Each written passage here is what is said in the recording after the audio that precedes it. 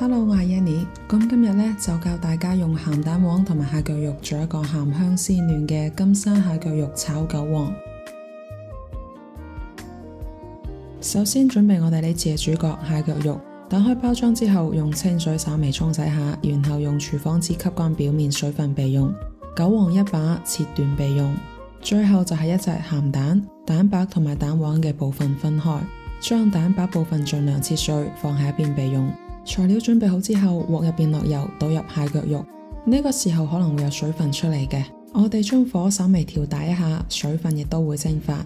將蟹腳肉翻炒熟就可以關火啦，放喺一邊備用。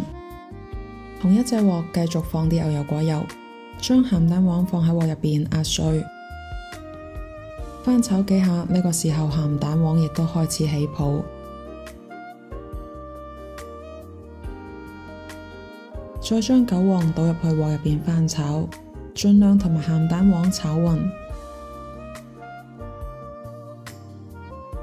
炒勻之後，加1湯匙嘅米酒同埋1湯匙嘅清水，將韭黃炒軟，跟住倒入蟹腳肉，同埋1半嘅鹹蛋白，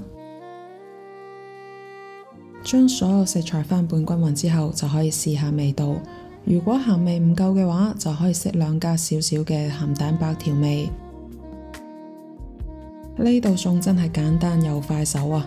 鹹蛋獨特嘅鹹香搭配蟹腳肉嘅鮮味，口感超正。好啦，今日就到呢一度，我哋下期見。